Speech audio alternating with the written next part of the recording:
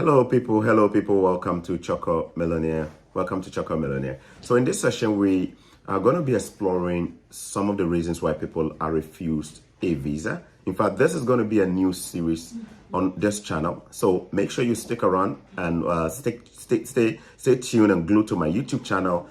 It's a new series I like to call the GCMS Spotlight. The GCMS Spotlight. And what do we intend to do? We intend to use what our layman's opinion to look at why people are refused visas. Now, I believe it could go a long way to help a lot of people in different ways. For instance, it could help you who is about to make similar mistakes that other people have made to improve on your application, to learn from your application and get better. All right. So the idea behind this GCMS Spotlight or case study review is to help you to learn why other people are refused.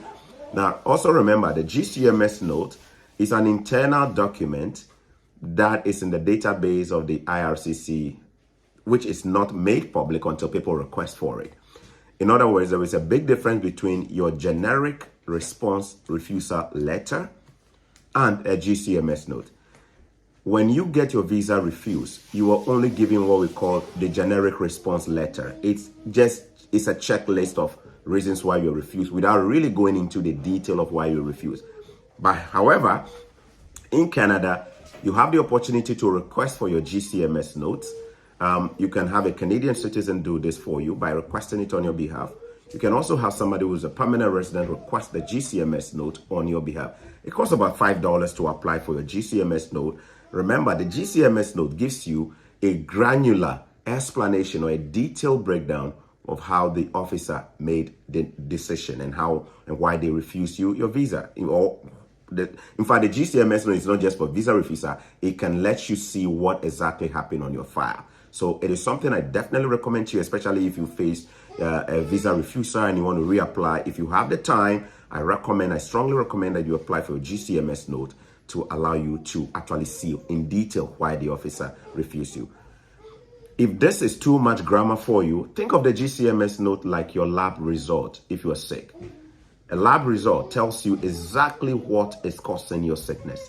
And it helps the doctor to actually use the appropriate, medical directions there to tell you exactly what you need to do. So imagine you being sick and you suspect it is malaria. And then you go to the pharmacy and you start taking anti-malaria drugs without really getting a confirmation that it's actually malaria. Well, it could be typhoid. It could also be fever. It could be jaundice. It could be so many things that behave or fall in the family of malaria. But you could be thinking it's malaria, but it's actually not. It is only when you get a lab result that you actually get to know exactly what is causing your sickness. So in short, that is what the GCMS note does. It gives you a detailed explanation of why your visa is refused. I personally think it is very wise or is the right thing to do before applying for your visa to get your GCMS note.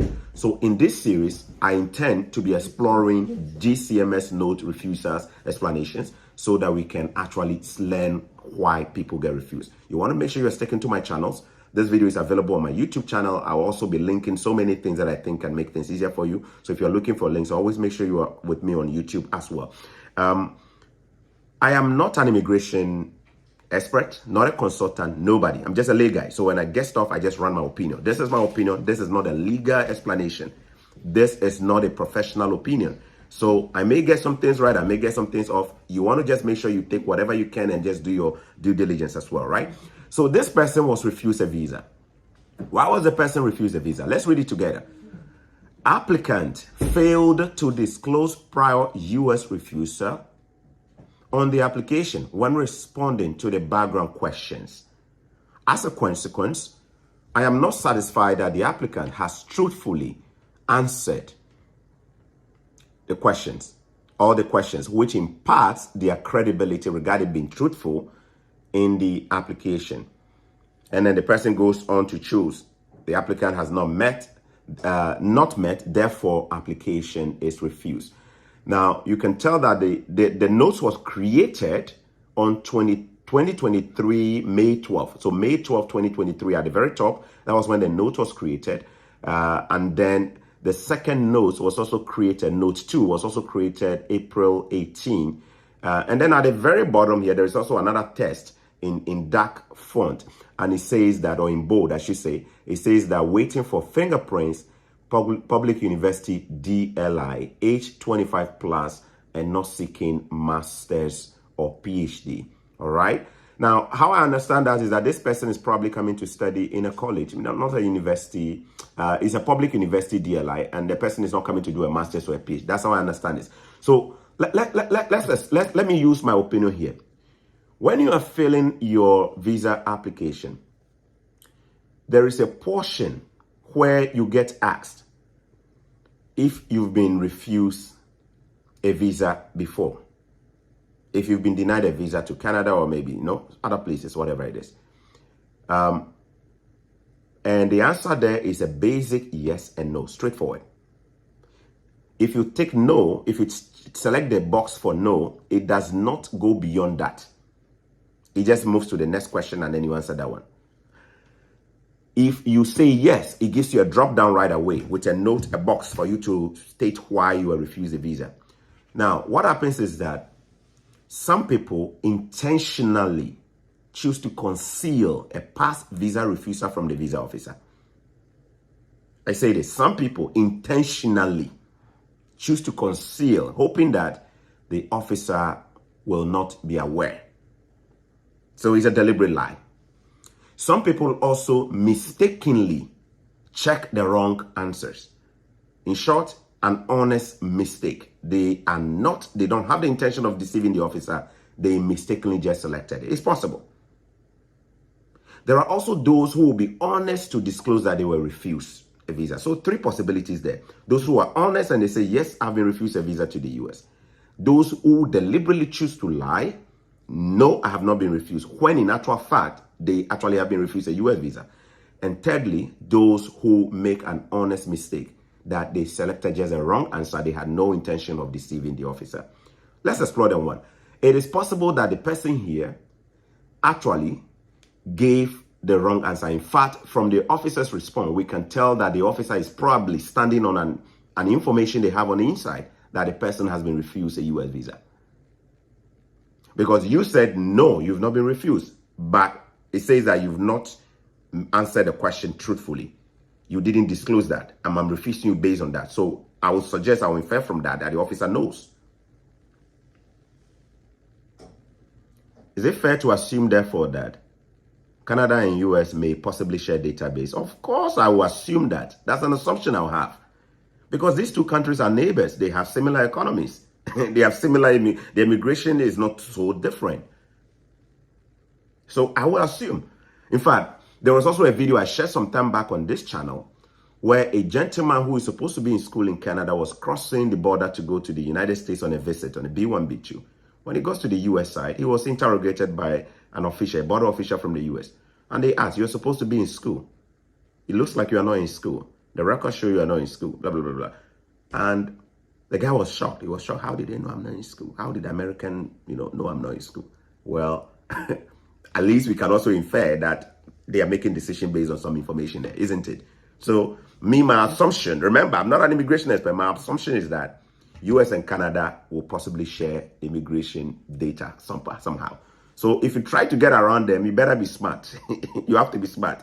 If you lie, they will catch you. And so far, anybody who has lied about their US refusal that ever came to me to, chat with me, they were all refused.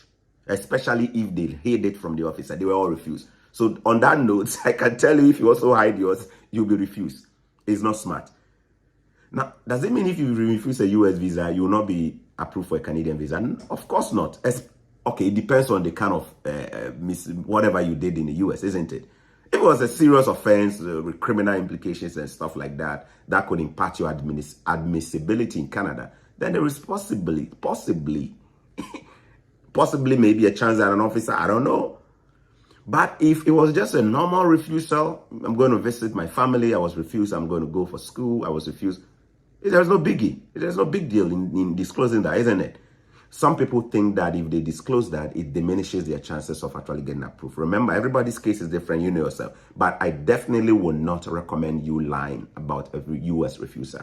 I strongly think these two countries share database on so many things, and this could be one of them. So you want to be really smart in doing that. Now, so the person has been refused. What should be the course of action? What should they do? Can they all of a sudden apply and say it was a mistake? Well, unless there is evidence that you actually made a mistake, it may not fly.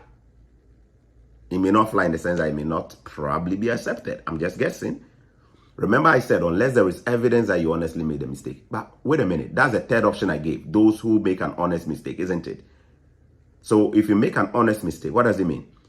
For example, when I was filling the visa application form, instead of checking yes and no, have you been refused a visa to blah, blah, blah, blah, blah? The answer there is yes or no. And then I wanted to really say yes, but then I mistakenly said no. How can they find out I made an honest mistake?